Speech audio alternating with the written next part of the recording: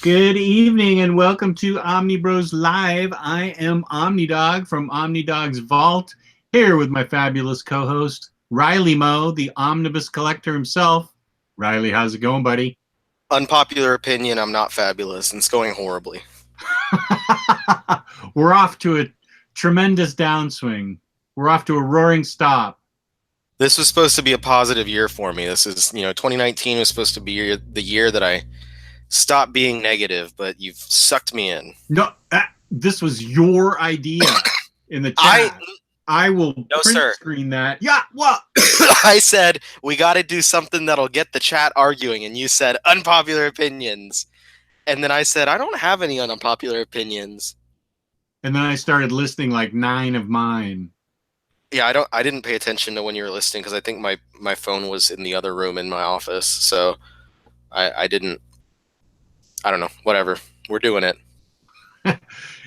Here's something that's not an unpopular opinion. We have a popular opinion on this, and that's InStockTrades.com, where you can get your collected editions up to 50% off. Loyalty discounts add 2% to that. There's going to be an Omnibroslive code coming up here soon. We don't know when. They tell us, and we instigate it, establish it. We do something with it. Over $50 in the United States in an order gets you free shipping. Emily provides the best customer service possible in the entire world, in my opinion, and I'm sure Ryley shares that opinion. If not, I'm making him agree. And the best packaging in town. That's InStockTrades.com.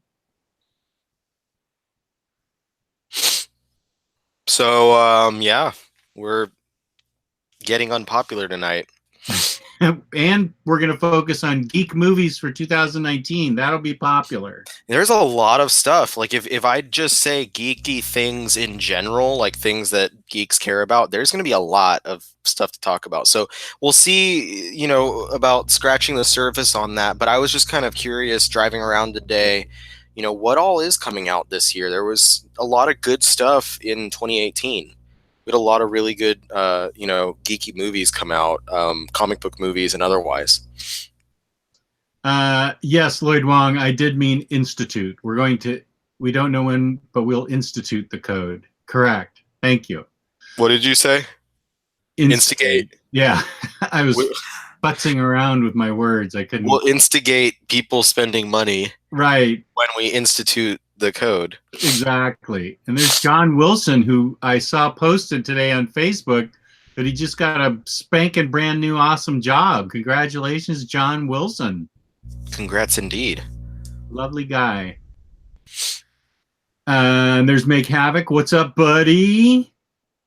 First things first to Rick Nelson. Where is Jess and my Marvel Cosmic Readathon?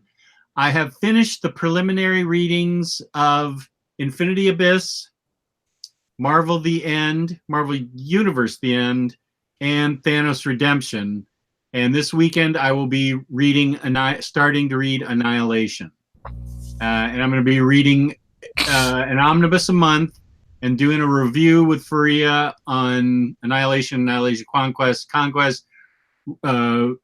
Road to War of Kings, Death of War of Kings, Everybody Loves War of Kings, whatever those books are.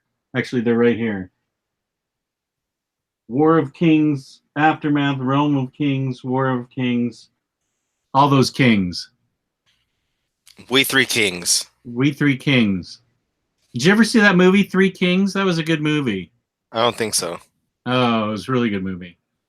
It had nothing to do about kings. It was about the first Iraq War. Oh.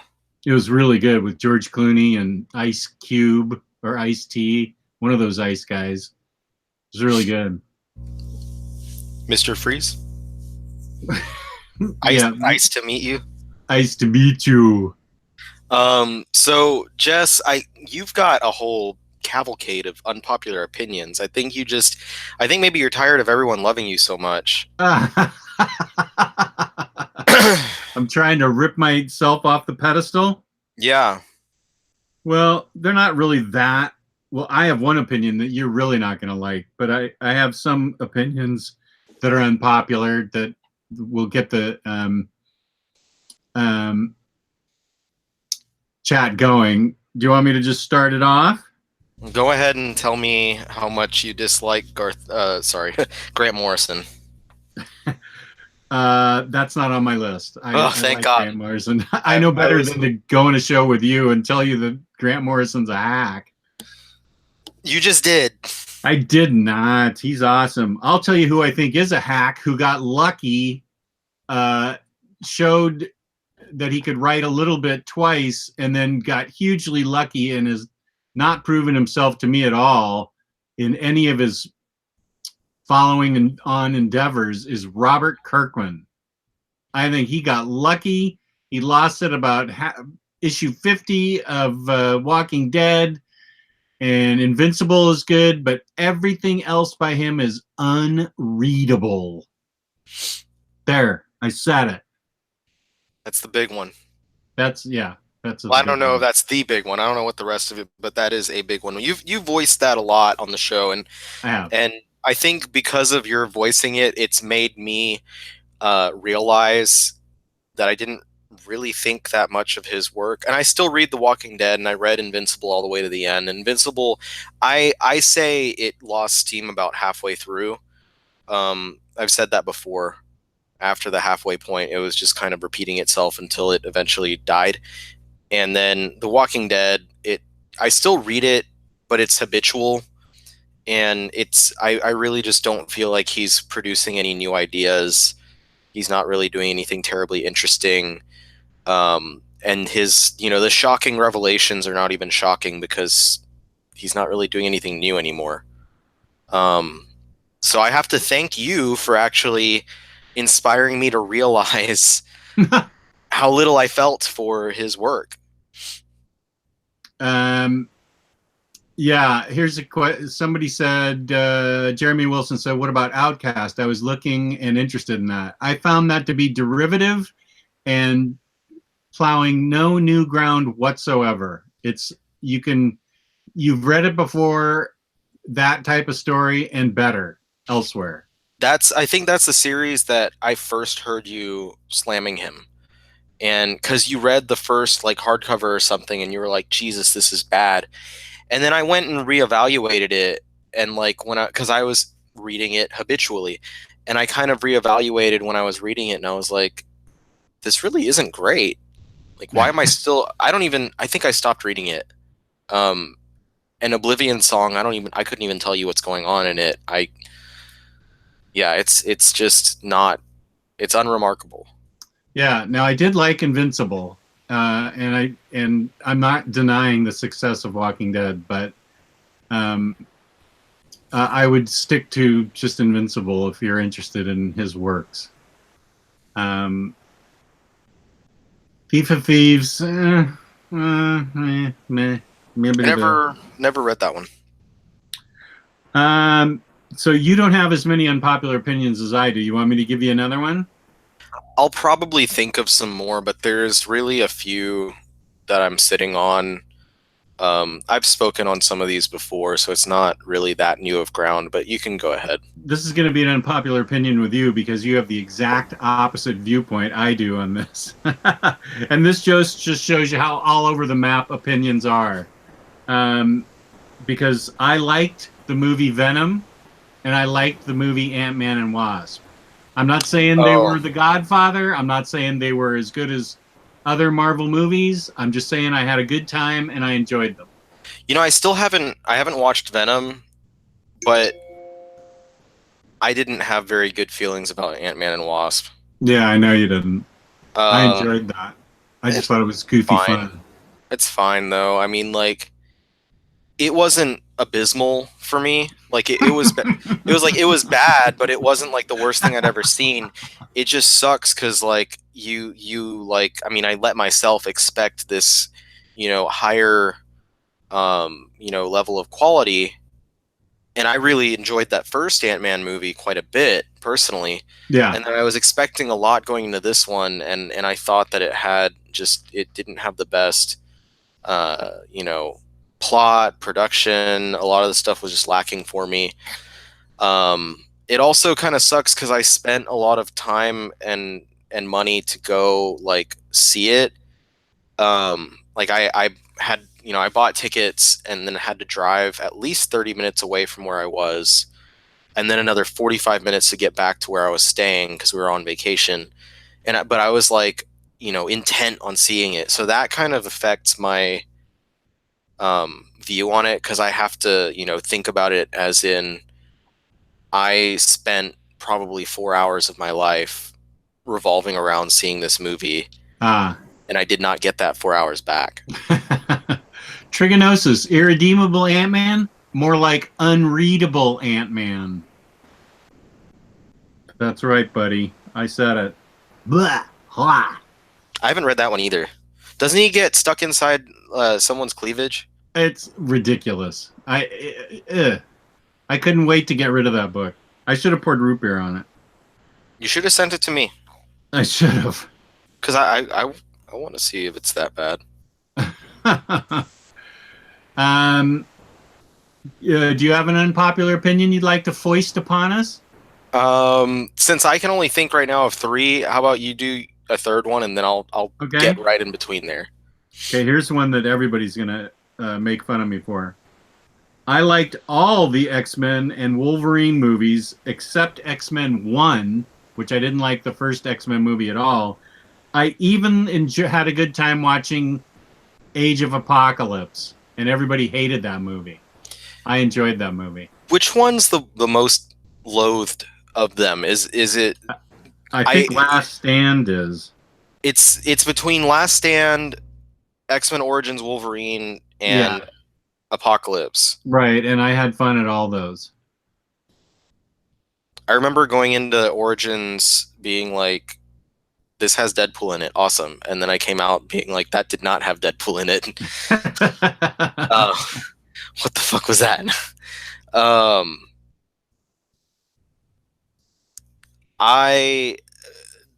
Those were the 3 that I didn't like. I think my opinion on them is a little bit unpopular. And I mentioned in our chat earlier that my favorite is the First Class. Because a lot of people are like, First Class, like, everything's wrong and it fucks up the timeline and blah, blah, blah, blah, blah. And I'm like, yeah, but it was a really solid movie. It was just so much fun. Solid acting. It's, we got introduced to, the new, younger Xavier and Magneto. Mm-hmm. And that was one of the first movies I think that I saw Michael Fassbender in. So I really, started to follow him after that. I thought that he was fantastic in that role. So I've heard a lot of people that say a lot of crap about it, but I absolutely adored that movie. It's still one of my, probably my favorite of the X-Men movies. Now you don't follow the chat while we're doing this, do you? Or are you tonight? No, I'm not following it. I get distracted.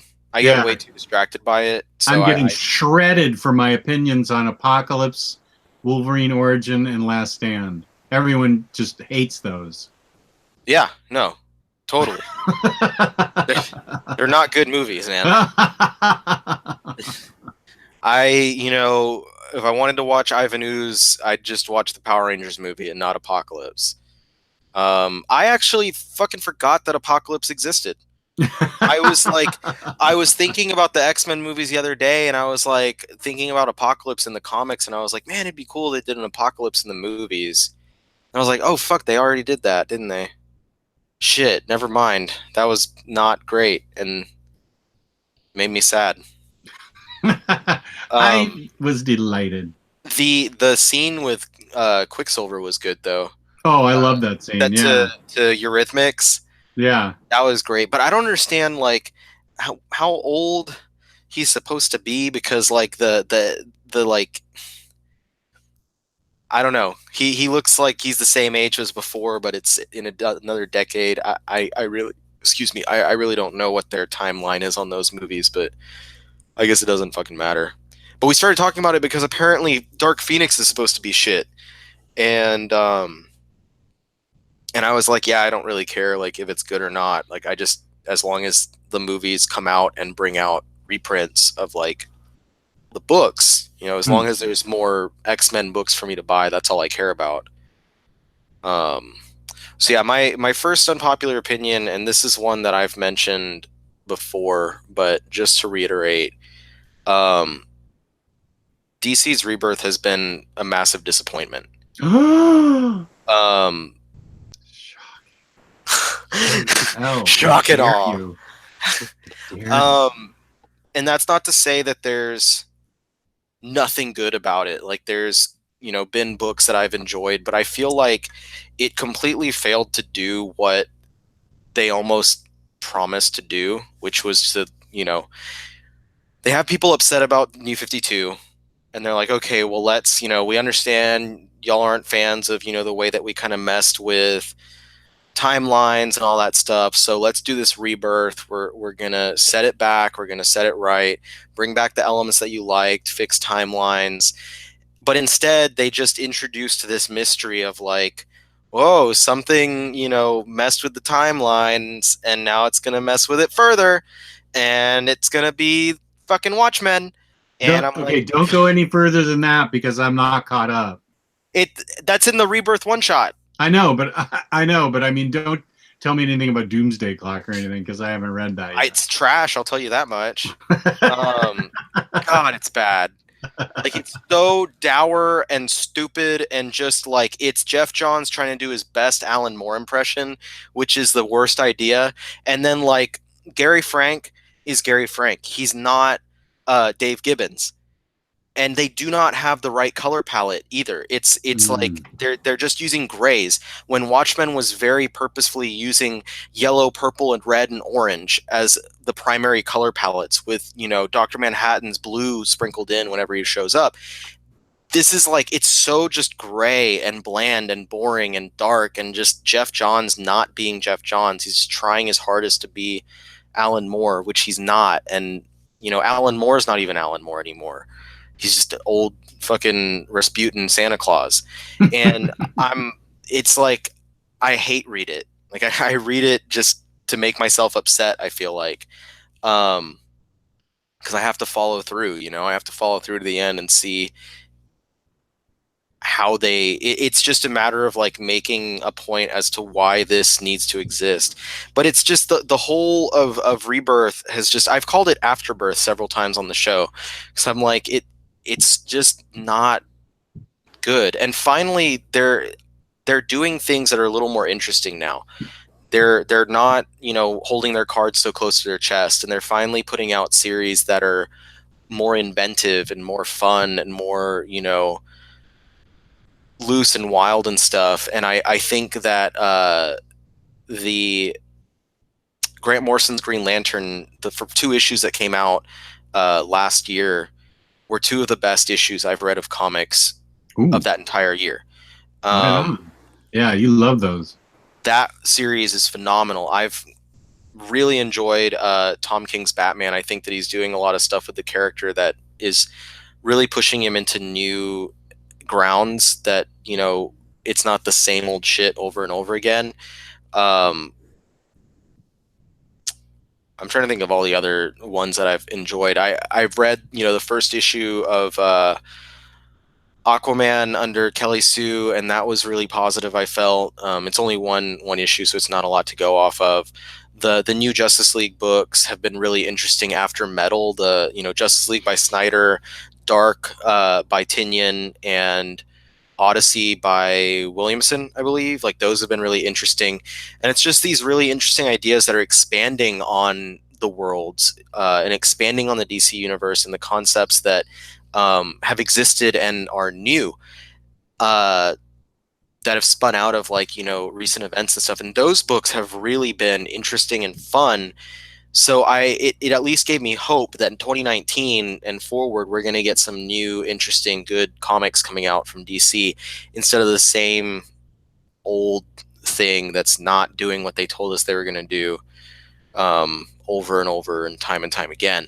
So that would be one unpopular opinion for me, is I just think that Rebirth was, you know, massively disappointing. Okay, well, you're wrong, but you're okay. You're entitled to your wrong opinion. We have gotten a couple of positive opinions on us. First of all, people think my sweater is on point, so thank you. My wife picked this out of the sweater closet for me today to wear, and she will be picking It's now 30 degrees with snow coming. Oh shit. I'll be wearing lots of sweaters, so she's picking all my sweaters. And bearded hipster Nathan Burkholz loves your beard and wants me to grow a Thank full you. beard, which isn't happening because I'm just going to be nothing but gray all over. I've been cultivating, and I've been treating it like a little bonsai plant. Like I just trim little, like any little loose hairs after I shower. I just come through and so every morning there's a few more, and it's really helping to shape it into something special. So thank you. I work hard on it. You're manscaping. Exactly. Yeah. Except all here and none down that way. Yeah. Right. Let's see. Well, you got your wish. The chat's alive with opinions. Good. Right, Nick Schmidt, from Silver Fox to Polar Bear. That's what I would look like. Let's see. Trigonosis is upset that Proteus isn't a major X-villain. He showed up recently, at least, for an arc on Charles Soule's Astonishing X-Men. And when he showed up, I had the same. I was like, man, I wish Proteus would come back more.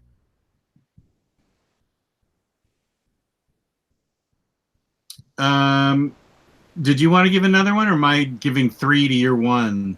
Yeah, just let's continue like that, because I still only have 3 good ones. Okay. This one you're not going to like. Uh-oh. I think The Simpsons suck after season 8 and is virtually unwatchable and unfunny. I mean, that's okay. What? That's fine. I'm not upset. I've watched every episode of The Simpsons, and I still do, but most of the reason why I proudly state that is because it's such a hard endeavor because of how hard it becomes to watch. I think we're learning a lot about each other tonight. I'm like, it's an accomplishment because you tell someone, and it's basically like telling someone that you've been waterboarded.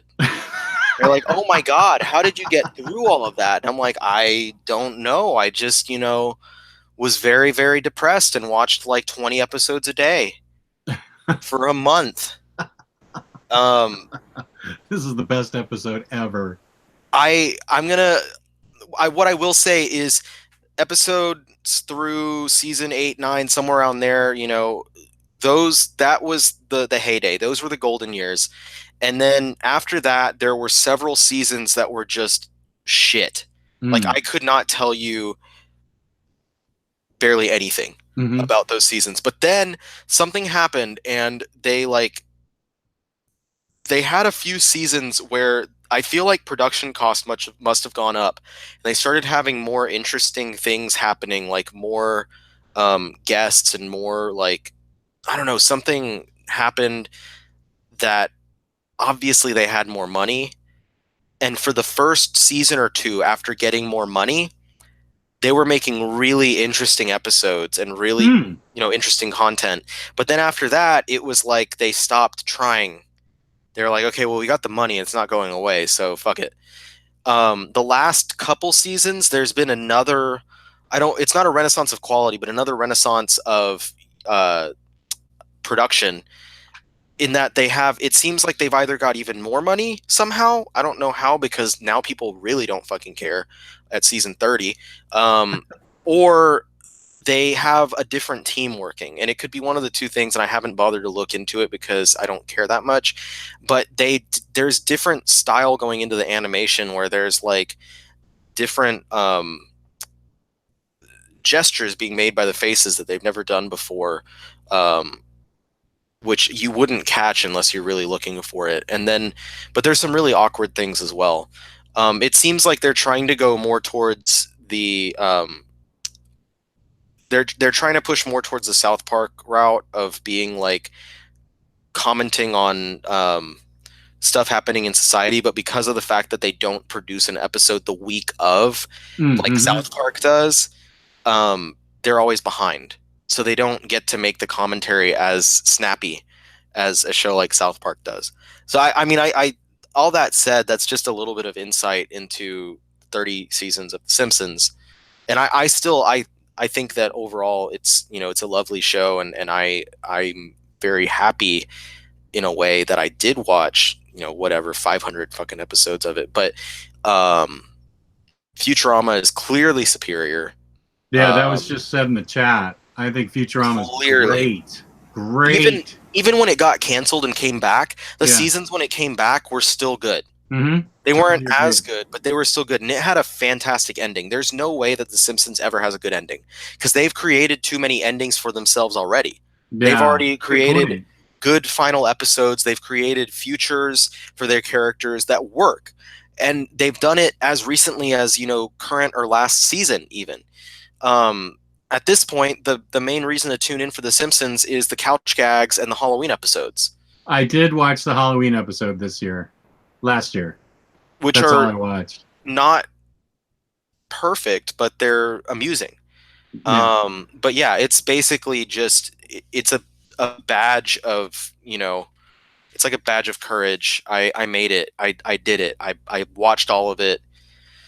Somehow I made it through. Whew. Man, oh man, of Shevitz. Okay. This is no one's gonna like this opinion because I'm the only person that likes this run of X-Men. I'm probably the only person in the United States that likes this run of X-Men. If Omar was here, he'd come through the video feed and punch me in the nose because I happen to like Bendis's X-Men. I like Bendis's X-Men too. Oh, you do? There are dozens of us. Never nudes. It's not perfect, and I'm okay.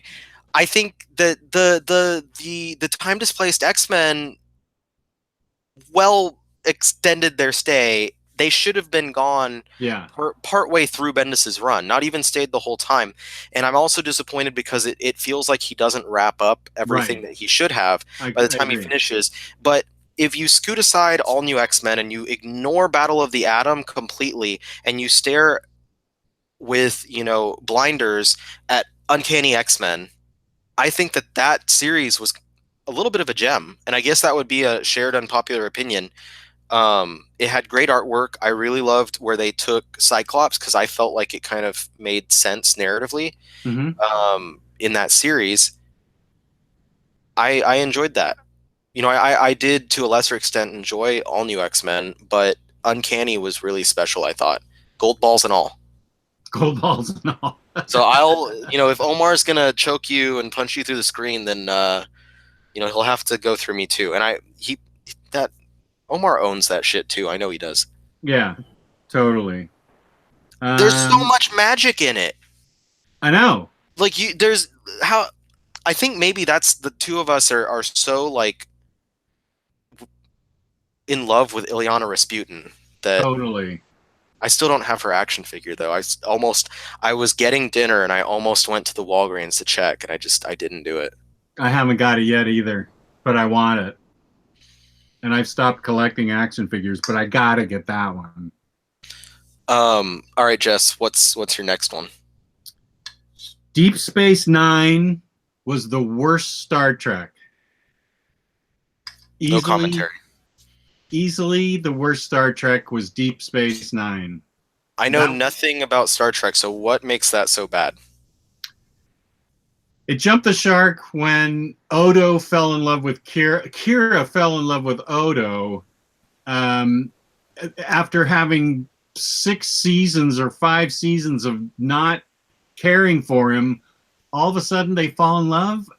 This woman falls in love with this practically faceless shapeshifter who's the security agent. It made no sense. And that's when it jumped the shark for me, and it went on way too long, and they got in, and the captain of that just didn't seem very captain-y to me. He seemed more like a touchy-feely type of guy. I don't know. I didn't see him really participating well in a wartime scenario. And granted, Deep Space Nine was supposed to be a neutral place where things like that didn't happen, but it just was relentlessly dull to me. So what's the best Star Trek? The most recent one, The Discovery. And I grew up on the original, so I'm saying Discovery is the best one. Wow. Oh, Trigonosis says that he has a Magic Legends figure.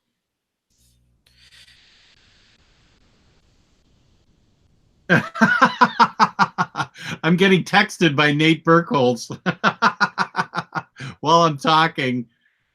Oh my God, Deep Space Nine sucks, but by proxy, you're saying Voyager and Enterprise are good. Have you no shame? Dude, I enjoyed Voyager, and I tolerated Enterprise, but Deep Space Nine, yawn. Is Enterprise really that bad? I thought Enterprise is the one with Picard, right? With Or the no, that's what? Next Generation, right? Next Generation is Captain Picard. That's Picard, yeah. What? That's the one everybody loves. That's second on my list for best. So you love Discovery, and then Next Generation would be second. So And then the original, probably third. What's Enterprise then? Enterprise is right above Deep Space Nine. What is that one? I don't know who was in that. Oh, that was the one with Scott Bakula as the captain. He had a Vulcan first officer. I didn't hate it. They had some good shows, but I understand why people didn't like it. Scott Bakula was sort of cast in the same vein as Avery Schneider or whatever his name was. I can't think of what his name is for Deep Space Nine. It's been so long I saw it. But yeah, it wasn't great. It's not like you forced yourself to watch The Simpsons because I'm such a big Star Trek nerd. Mm-hmm. I forced myself to watch it and made myself enjoy it. But if that had been the first Star Trek I'd ever seen, I probably wouldn't have turned into a Star Trek nerd. Avery Brooks. Thank you, Lloyd Wong. Okay. I don't know anything about Star Trek, so I'm literally like pulling questions out of my butt that don't really mean anything from me. I think that was 3. So my second unpopular opinion is kind of related to my first one, and that's that the opposite of that. While I've been disappointed with what's happened at DC, I think that Marvel's been doing leagues better than DC during this entire time. In fact, the past several years, I'd say since, Marvel Now started, I'd prefer everything that they've been doing over everything that DC has been doing. And I will say that a lot of that has to do with something that happened after Secret Wars. So Secret Wars was where a lot of people bounced because they lost a lot of writers. And they lost 3 biggies. They lost Rick Remender, they lost Hickman, and they lost Fraction. Those 3 writers bounced, and they were writing a lot of the bigger books. Of course, Hickman did Avengers, New Avengers, Secret Wars. Excuse me. And Remender had been, making waves for every book that he touched at Marvel, and yada, yada, yada. So people at that point were like, well, who's left? Who's at Marvel now? They don't have anyone. Everyone's over at DC. And DC had the same people that they've had forever. They had Jeff Johns and Scott Snyder, who not forever, but he's been around since 2010 or 11 or whatever when he started going with them. And then they had some of the smaller ones and stuff.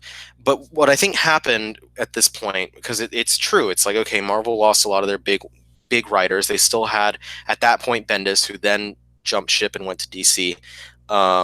They still have Aaron, they still have Wade, they still have Slott, they still have all these writers, but people were completely ignoring this pen of younger, so to say, writers. And DC, people were counting on the ones that they had because they hadn't had anyone leave in a fervor like, Marvel just had. And I feel like DC stopped trying. It's like when you get too comfortable with something and you don't try as much anymore, you do not produce as good of content. It's the same as like in a relationship, for instance, you know, if you get too comfortable with your spouse or your significant other, you will stop trying as much in your relationship. You will not come home and tell them how beautiful they are and how much you love them every single day. You will not, you know, try as hard to take them out on dates and make them remember, you know, why you guys sparked that relationship in the first place. And it's the same thing for the company, because they fell into this rut of comfort and of, you know, comfort because everything was the same for DC. They had their headlining writers still. Meanwhile, Marvel's like, shit, we lost 3 of our biggest writers at the same time.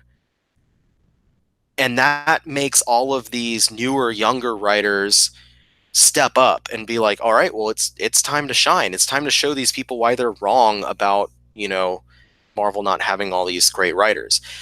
And so we have writers like Al Ewing and Jerry Dugan and Donny Cates, Tom Taylor, and now Donny Cates later, you know, just this past year, Kelly Thompson, you know, all of these writers who stepped up to bat and really showed what they had in them. And now I feel like, you know, in other new ones like Saladin Ahmed, ooh, yeah, Ta-Nehisi Coates has been doing good stuff. Like you know, all these writers that after Secret Wars ended, people were, you know, just batting their eyes, are finally getting these projects that are making their names known. And, you know, last year was a big year for, like you said, Donny Cates, where now he's a writer that, similarly to how Remender was, people are following his every move. They're like, man, his, you know, his Venom is fantastic. His Thanos stuff was amazing. His Guardians is going to be great. And it's like, he's the writer that people are anticipating,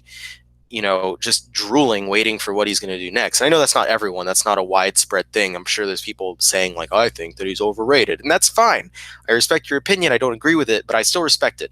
But I think that that time of uncertainty and that time of unease, when Marvel lost 3 of their biggest writers, just those 3 being the examples, and they had Gillen took off and just did Star Wars, and now he's about to stop doing Star Wars and be gone from Marvel altogether. You have, you know, this time of uncertainty and unease created, you know, sparked the passion to do better and to make new things and to do bigger things. And I think that that has caused that publisher to be better for me since, you know, the past several years. So while I've been disappointed with what DC's doing, I think it's because they fell into a rut where they're just doing the same thing over and over again. So and trying to do the same thing. DC is the married couple for 30 years, and Marvel then is in a dating relationship, still giving flowers and candy to the girl. Or DC is the couples that been dating for a year, but the guy just got comfortable and thinks he doesn't have to try anymore, even though he hasn't popped the question yet because he's lazy.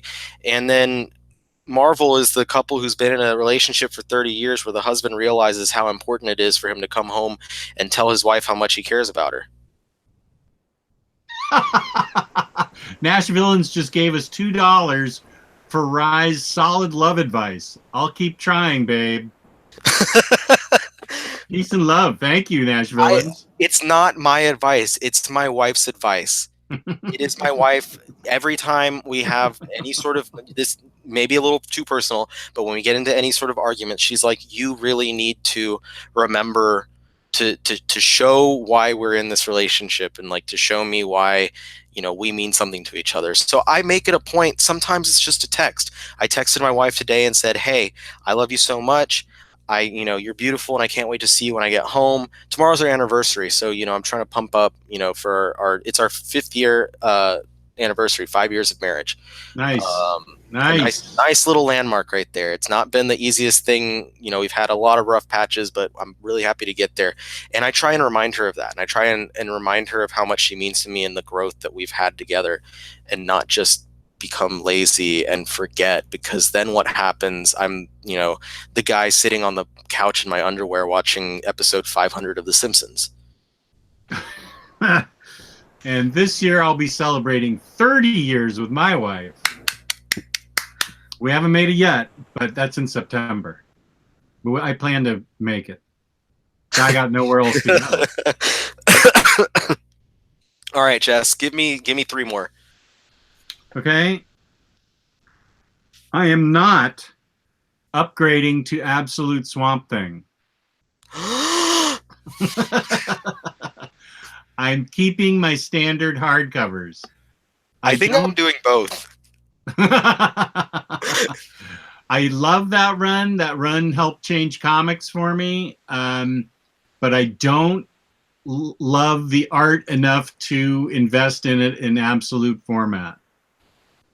And I know everybody's been dying to buy this book in larger format, omnibus or absolute, whichever way. I mean, the art's fine, but it's not, you know, Alex Ross got to have it oversized type stuff for me. It was the writing in it really that changed me, not the art. I thought the art was serviceable. Man, I have a very different opinion on that. Well, that's why it's called Unpopular Opinions. I know a lot of people who are not getting the absolutes because they'd rather wait and see if there's an omnibus, but I feel like if there's an omnibus, I'm going to have that run in 3 formats. Jess, do you like Mark Waid's Champions? The answer is yes. I did read it. I think I reviewed it, as a matter of fact. And I know that I haven't done a review in a long time, and I'm planning on changing that this weekend. We're going to get snow. I'm going to be stuck in the house, and I'm going to make videos. I'm doing that this weekend. And don't try and jam me up, Taylor Brown or Ty Trent or whoever it is that jams me up for making promises that I can't keep, because I'm making videos this weekend. I'm going to make so many that I'm going to space it out for 2 weeks. ETL, what do you think of my sweater tonight, buddy? I wore it with you in mind. I know you're the sweater critic. So let's see. Where else are we going here? Let's see. Baby, so do you give it away? Why is? You've got, I think, 1 more, and then I do my last one. Oh, okay. Taylor Brown's just reacting to my calling him out. That's right. I'm jamming you up, Taylor Brown, because you always jam me up. Let's see. Well, let's see. Nah, I don't know about that. I don't know about that one. That's just personal opinion because I like both of them. I don't know how. That's just my favorite X-Men. I don't know how unpopular opinion that'll be. I was going to say Emma Frost and Magic are the best X-Men. They're just my favorite X-Men. But other people will probably agree with that. So I don't know how unpopular that is. Here's a book that people don't like that I really liked.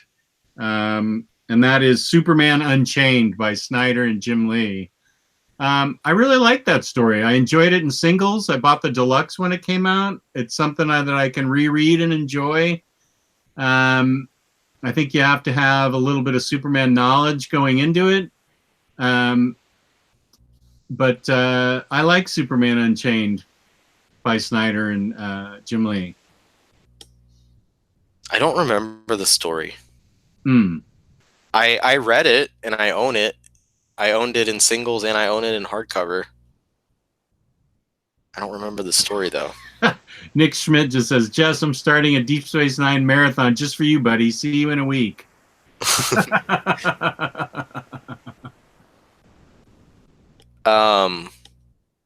So that brings me to my last one. This one, I've never said anything about this on the show before, so this one might catch people off. I don't know. Okay. What's the best way to word this? While you're thinking, let me just say to ETL, thank you very much. I will tell my wife that. I will definitely tell her nice work from you. Thank you, ETL. So the easiest way to say this, and then I have to say some more stuff after because it's a very it's very puncturing the way that I'm going to say this. Ooh, goody. Are feelings going to be hurt? Probably, and I'm gonna repair some feelings and mend some bridges after, but there's no way for me to say it without just seeming like I'm trying to make some dumb hot take at first, and then like I'm gonna go back and fill in the blanks. Image is overrated. Okay, I'm stopping the broadcast right now. That's just what the hell? What are you talking about? What? Okay, so now let me go back. Even you can't believe you said that. You're trying to take it back. Okay, so Nash Image wants his $2 back. I'm sorry. I'm so sorry. Image. Okay. Image had a massive like renaissance, if you will, in what was that, like 2010, 2012, somewhere around there. They had so many big series that popped up by big writers. It wasn't as much anymore that they were getting newcomers and giving them their chance to, you know, get their footing and stuff. It was, you know, established writers were coming back and writing big things. Like you had a bunch of series popping up from Hickman at that time, and Remender was popping out a bunch of things. And that's around the time where Saga popped up. And all of these were fantastic books. And then I think that people have held on to those, like the year when everything turned for Image, and they turned from being Image to basically being Vertigo of like, you know, 10 years ago. And it was amazing. It was fantastic because Vertigo, like 10 years ago, I was getting every book in their line outside of like 2 of them because I was too late in the game. But every single Vertigo book at the time was just A+ material. And Image did the same thing, and it was just great. I was, you know, pulling, you know, a dozen books from Image, which was unheard of compared to the previous years. And over time, it's just gotten where every passing year and every passing month, I'm like less and less enthused. And there's a lot of factors that go into this. One of the big factors is none of these series have really ended. They all just kind of are. And some of them are still great, but a lot of them just kind of go on weird random hiatuses, and not like Saga coming out and Brian K. Vaughan being like, hey, we're going on a hiatus for however long. It's like, you know, when Hickman doesn't put out an issue of East of West, and I have no idea what the last issue was. And Manhattan Project is just, you know, on hiatus indefinitely. I don't know where the you know, progress on that is. And so many of these books are like floundering, and then some of them come back and they, you know, they'll do another arc and stuff. But I lose a lot of enthusiasm when they do that, and I lose a lot of enthusiasm because a lot of times they're not, like, it doesn't seem like they're organic. It doesn't seem like they're planned. And I don't have a lot of time to, because of how much I read regularly, I don't have a lot of time to go back and reread stuff. And it really affects my enjoyment of the series post breaks. Another thing that happens is a lot of titles will shoot up that have really amazing inceptions and great ideas behind them. And then it just kind of flounders. And I hate to admit it to myself. And I hate to sit there and be like, man, that was really good for the first few issues, but then it just got meh. Because I like to dedicate myself and to be, you know, someone who will read it from start to finish. But a lot of series I find myself nowadays reading for a few issues and dropping.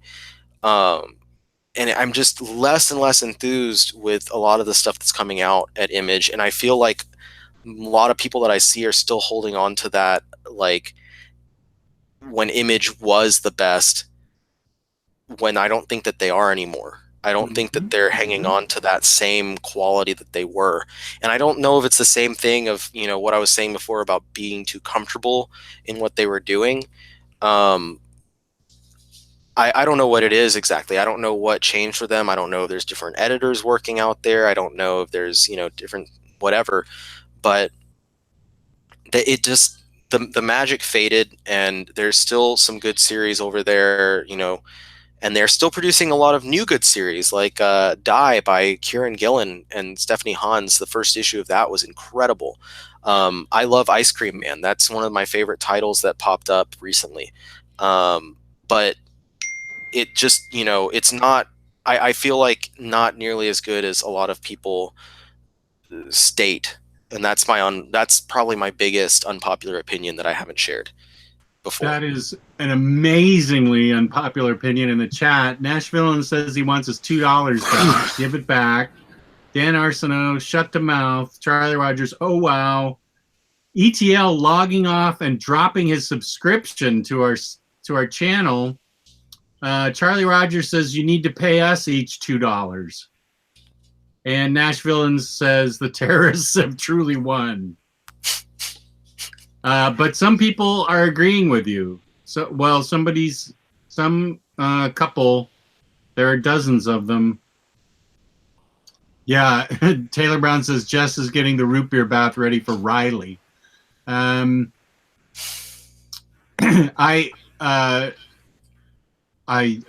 don't. I see your point, but Image is probably still my go-to publisher for interesting books. But I understand what you're saying. I was quiet there because I wanted Ryley to be able to get out all his points. I was busy reading all the comments. He was quiet because he was like shaking with anger. No, How dare I mean, that's your opinion. I disagree with you more on Rebirth than I do on Image. That's where I disagree with you because I love pretty much almost all of Rebirth. But I'm not going to hate on you for that. That's the way you feel. So, that's fine with me. It's not going to slow me down from buying all their stuff. And I mean, I still read a lot of Image books. I'm just not as excited about what they're putting out anymore. And the thing that sucks is like when they were firing on all cylinders was when Vertigo had slipped. So Vertigo was doing great, they slipped, and then Image popped up and was just killing it. And now Image has slipped, at least for me, and there's not another publisher that's popped up and like kind of taken that, because Vertigo is back again, but they're not in the same vein. You know, they're not how they were. I don't think that they're going to get to that point again. And then Image is not where they were for me either. So I'm just, I'm sitting here just trying to survive, I guess. Here's an unpopular opinion. If you want to read good non-superhero books, read manga. Sorry, Jess. Uh-oh. Dude, come on. I think that might be it. That might be where I'm getting my non-superhero stuff, my fix now. And it's like, yeah, because I'm not feeling it with Image, so I'm filling that hole with more manga than I have been in the past several years. Oh my gosh, you consume manga at an inordinate rate. It's amazing. I've like 14 or 15 books this year so far. Holy smoke. That's remarkable. And the true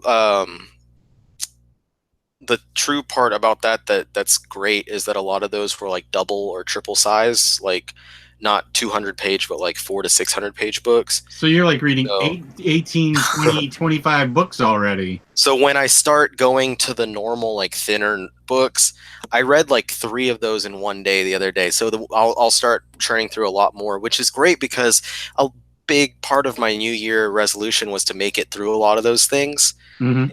And it makes me feel like I'm moving towards that goal in a positive manner. So, yeah. Anyway, that's all I got. That's really all I got too. All these other things are just. Before my wife comes in and tells me that I need to remind her how amazing she is by spending more time with her and not on the internet, I've got, by popularity, I've got movies coming out this year. And there's some big ones, but there's a lot of stuff that I've forgotten about. So I want to run through and just, we might have to do another show to talk about this stuff more in depth later. But some of these geek movies, if you will. We can always do that next Thursday. We can give them a little teaser now and go into it full on next Thursday. Okay. Let me just right now, let me run through for this year's comic book movies and we can just mention those for a second. But I've got it. IMDb says that this is by popularity. This is, the most popular first. In case you couldn't guess what it was, the number one most popular movie coming up this year is going to be Avengers Endgame. Now, what are they? How are they saying popular? Based on what? I guess maybe based on like how many people want to see the movie. Like if people are like, how on Rotten Tomatoes you can say like audience score and whatever, and like, Yeah, and you could yes, I'm say you're interested. No, excited I'm for a not. movie. Yeah, I'm guessing that that's how this is rated. I don't know.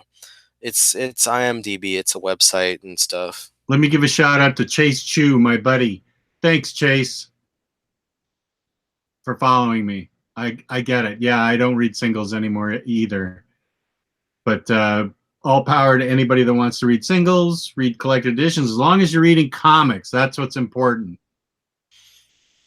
So Avengers Endgame is the big one. That's the big kahuna. I wouldn't argue with Okay. that. But Captain what's Marvel right after surprising? that? No, what's surprising me is the next comic book movie, the next most popular one, and I completely forgot about this, is Joker What? with Jo- Joaquin Phoenix. um, I didn't even know that was a movie for real. They're really releasing it? Yeah. But right after Joker is Captain Marvel. So Captain Oh, Marvel is wow. the next most popular of the comic Oh, I book. thought you meant Shazam. Okay, Captain Marvel. Okay. No, actually Captain Marvel. The Okay, good. Not actually Marvel Captain Marvel. Right. And then after that, there's several movies in between, but the number 10 most popular and the next comic book movie that's on here is Spider-Man Far From Home. Ooh, yeah. So that one's interesting, and that's going to see Mysterio on screen, Hmm. which should be cool. We Yeah. haven't seen any trailers for that yet, but I was a fan of Homecoming. I thought that was a solid film. So was I. I loved that movie. After that, Hellboy. Now the trailer came out. We discussed the trailer a little bit, and the interesting point that came out after we discussed the trailer was that the director Neil Marshall, he went to like Twitter or Facebook or something, and he was like, "I don't that like." Basically expressed some concern and grief over the fact that whatever was in the trailer was not representative of what he was going for. So that's got me a little apprehensive. Next is Alita Battle Angel, which is based off of the manga series of the same. Well, the manga series is Battle Angel Alita. Directed by Robert Rodriguez. This was one that was worked on forever by James Cameron. He was the one trying to adapt it originally. At the very least, if it's a bad movie, it gave us really nice hardcovers of Battle Angel Alita, the tall red ones down that way. So that's cool. We mentioned this one just a bit ago, Dark Phoenix. That one is coming out from Simon Kinberg, and I guess it's meant to be a wrap of the X-Men stuff before they go Marvel, but I don't know. After that would be Shazam, which is what you mentioned, which I'm actually looking forward to quite a bit. It looks really fun. Yeah, it does look fun. And I think that I'm seeing Dark Phoenix, even if it gets a 0 Rotten Tomatoes score. I don't care. I want to see it. I want to see Sansa Stark as Phoenix. You go. Shazam, though, yeah, I'm looking forward to it. I like that kind of movie. It looks like Tom Hanks is big, but superheroes. Mm-hmm. There's a lot of other nerdy movies, but I'm looking for comics. Is that all the big comic book movies? That might be all the big comic book movies, but we've got this is the one I think everyone is looking forward to in 2019, and that's Sonic the Hedgehog. That movie looks fantastic. It's going to be the best movie of the year. The New Mutants is still listed in post-production, and given that Dark Phoenix is coming out, I have hope that the New Mutants is going to come out, but that movie, by the trailer, looked like it was going to be fantastic. I hope it happens, and I hope it is as good as I think it's going to be. Right. I'm actually excited for that idea. Speaking of New Mutants, I need to watch the second season of Legion. I only have 2 more episodes left. I'm almost finished with season 2. How has season 2 been? It's been great. One thing I will note, their use of music in that show is remarkable. They pick Nice. and record some of the coolest music for those scenes. It is just really remarkable.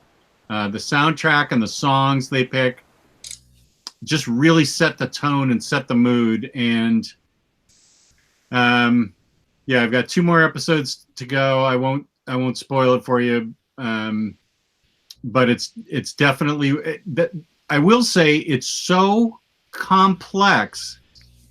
I can't binge it. I can't watch like 3 or 4 episodes. It is just so mind-bendingly complex. I have to sit there afterwards and ruminate on what I've just seen, and they shove awful lot of psychological information at you about how the mind works and about how people work, about people's motivations and what helps people survive and thrive. I mean, it is just jammed with psychology.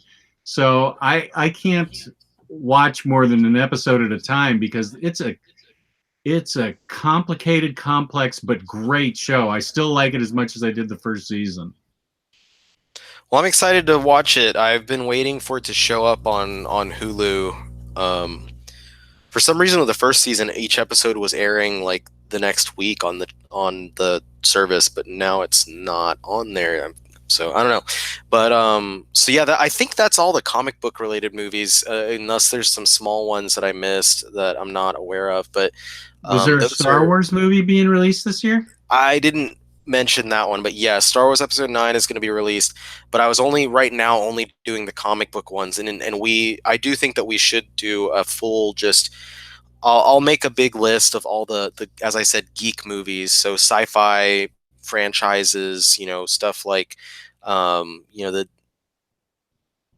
animated movies, crappy Transformers movies, Sonic the Hedgehog, stuff like that. So we'll go into all of those. But of the ones that I mentioned, of just the comic book ones, which one do you think is your most anticipated for the new year, for 2019? It's between Captain Marvel and Spider-Man Far From Home. And I will say, now my wife will go see Spider-Man with me. That's the only superhero movie she has ever seen and will see. She's seen all the Spider-Man movies with me. So that's a plus. But I'm really revved up for Captain Marvel because I really like the idea of the Kree Skrull thing happening and the blue blood that comes out of her, and just, I don't know. I know that Lou doesn't agree with me and thinks it's going to be his personal Vietnam, as he said to us, but I'm really excited for Captain Marvel.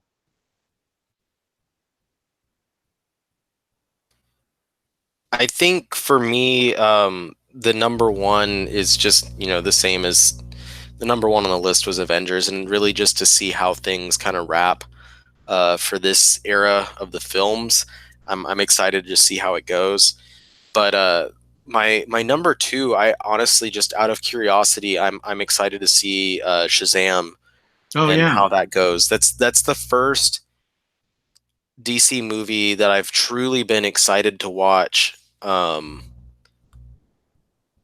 think I'm more excited to see this movie probably than Wonder Woman, because I kind of felt like I knew what to expect from Wonder Woman, but I'm not sure what to expect from this Shazam movie.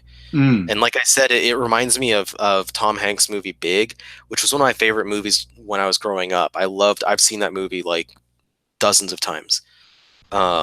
Fantastic film, and this kind of reminds me of that mixed with like Kick-Ass by the trailers. So those are two movies that I enjoy, and I'm really excited to see it. If it sucks, whatever, it sucks. But I have confidence it's going to be really fun. So yeah, let's continue this discussion. And I don't know if the video title, if you added like movie talk on there, but let's probably We can retitle just and not have that on there. okay, and we can just do it next week. That's fine. But Yeah, I'll make a better list so we can get prepared. I didn't have time to prepare a list while I was at work. I realize now that this thing said there are like 5,000 movies coming out this year. So,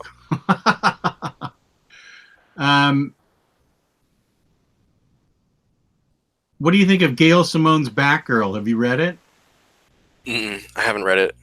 I haven't read it either, to be honest with you. Sorry, Evan G. Lion, we haven't read it. But it's Gail Simone, so it's got to be good because I think she's a fantastic writer. Let me see.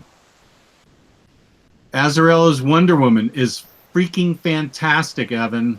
That's my opinion. I don't know what Ryley's opinion is, but Azzarella's Wonder Woman is awesome. Completely different direction for Wonder Woman. One of the most redeeming things about the New 52. Right. Yeah, so I'm done. I should get back to life, back to reality, back to reading like 15 books tonight. Good grief. I'm sorry to have hurt any people's feelings. I don't think you did. With my unpopular opinion about Image.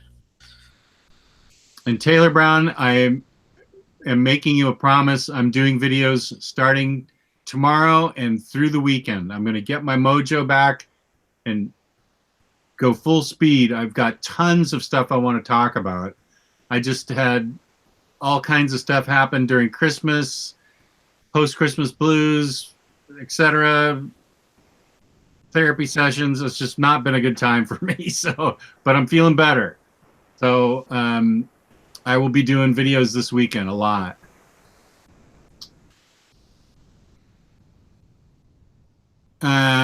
People are saying you're awesome, Ryley. You're still cool, Ryley. Oh. What do you guys think of the new Black Hammer? Have you read the new issues of Black Hammer? I've only read the first two trades. Yeah, it's still continuing really well. It's the current arc has a different artist on it though that's been kind of wonky, but otherwise the story is still continuing in a really good direction. Good. Travis Gilmer, is that you lie pointed at me? He must be another one that jams me up. I must make a lot of promises that I don't keep. There's like 3 or 4 people that constantly keep track of my promises. Don't you guys have your own lives? Don't worry about me. Just keep track of everyone else's promises. then get on other people. Yeah. This would be a good spot for me to mention our fabulous sponsor, InStockTrades.com, where you can get up to 50% off your collected editions. Loyalty discounts add 2% to that. There will be an OmniBros code coming up that we will institute when they give it to us. Fabulous packaging, fabulous service, and over $50 in an order gets you free shipping in the United States. That's InStockTrades.com. IST. All right, man. I'm gonna start wrapping up. And Aiku, you missed it. I am actually doing my Cosmic Readathon, so don't be teasing me, dude. Yeah, he finished 3 books already. Yeah, I finished the 3 preludes to Annihilation that Ryley were recommendations. And I'm glad he did, because they do follow on. So I feel like it's setting me up well for Annihilation. I don't know a thing about Annihilation. Is Thanos in these books? Mm-hmm. Okay.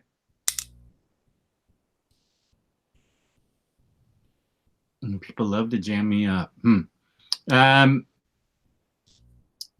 Okay, so Thanos is in it, and I guess Annihilus is in it? There's a lot of shit in there, man. Okay. You just got to jump in. Okay. Can do. I think I gave you the best lead in that I could. Ryan Barrett, the pre-Annihilation books that I read are Infinity Abyss, Thanos Infinity Abyss, Marvel Universe The End, and Thanos Redemption. The first one is lightly out of print, easy to get. Marvel Universe The End, I'm not sure. And then Thanos Redemption is ridiculously out of print, but you can get them all in Comixology and read them quite easily.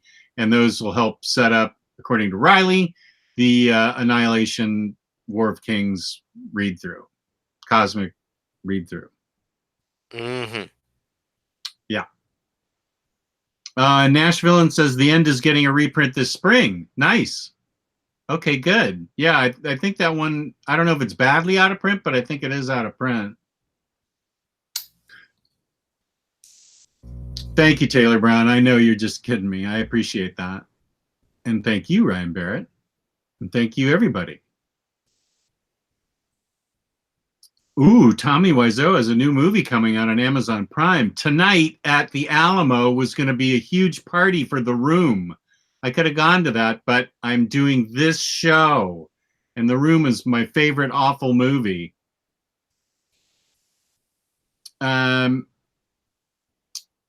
So what? We're wrapping up now? Yep. Shattershot, I'll say classic Starlin Thanos. And that will be the last words I say tonight, besides peace and love, peace and love. Please smash the thumbs up button in YouTube's algorithm. It somehow gives us a leg up. So please subscribe. Please give us a like. Chat, you were awesome tonight. I love all you guys and know that you guys are a big part of the show. We couldn't do it without the chat. And I love every single one of you in there. Thank you very much for your participation. And good night.